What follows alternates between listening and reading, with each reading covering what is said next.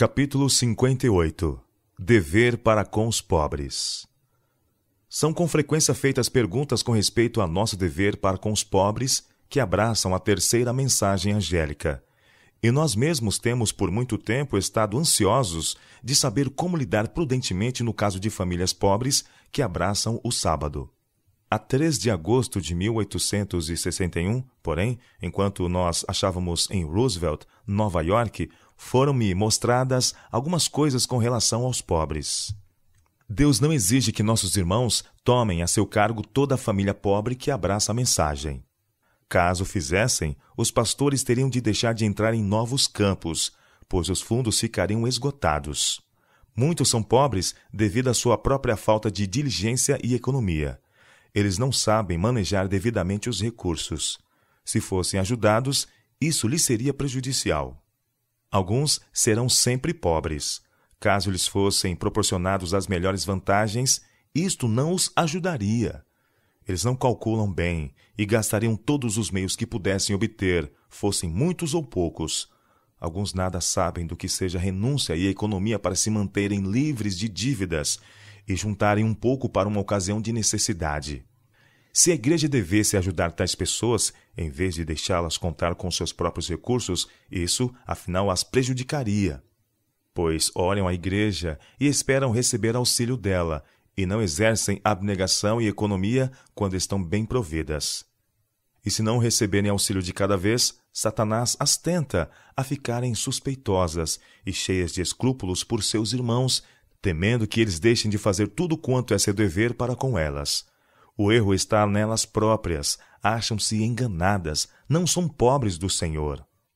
As instruções dadas na palavra de Deus quanto a ajudar os pobres não dizem respeito a esses casos, mas aos infortunados e aflitos. Em sua providência, Deus tem pessoas aflitas a fim de provar a outros. As viúvas e os inválidos estão na igreja para se demonstrarem uma bênção para ela. Fazem parte dos meios escolhidos por Deus para desenvolver o verdadeiro caráter dos professos seguidores de Cristo e pôr em exercício os preciosos traços de caráter manifestados por nosso compassivo Redentor. Muitos que mal podem viver enquanto solteiros decidem casar-se e constituir família, quando sabem que nada têm com que a sustentar. E pior ainda, não têm governo de família. Todo o seu procedimento na família é assinalado por seus hábitos frouxos, negligentes. Pouco é o domínio que exercem sobre si mesmos. São violentos, impacientes e irritadiços.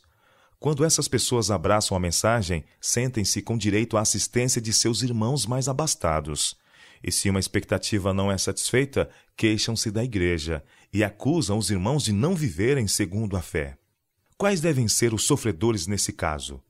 Deve a causa de Deus ser saqueada e esgotado o tesouro em muitos lugares para cuidar dessas grandes famílias pobres? Não. Os pais é que devem sofrer. Em geral, eles não sofrerão mais necessidades depois de abraçarem o sábado do que sofriam antes.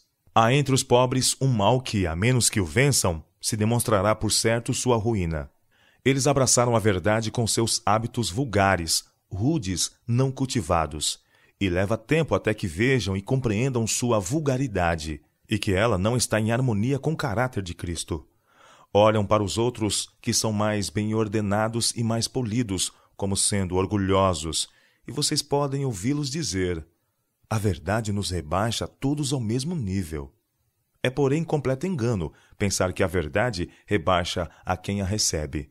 Ela o eleva, apura-lhe o gosto, santifica-lhe o discernimento, e caso seja vivida, vai continuamente habilitando-a para a sociedade dos santos anjos na cidade de Deus. A verdade destina-se a elevar-nos todos a um nível. Os mais capazes devem sempre desempenhar uma nobre e generosa parte em seu trato com os irmãos mais pobres e dar-lhes também bons conselhos e deixá-los então travar o combate da vida. Foi-me mostrado, porém, que repousa sobre a igreja um soleníssimo dever de cuidar especialmente das viúvas pobres, dos órfãos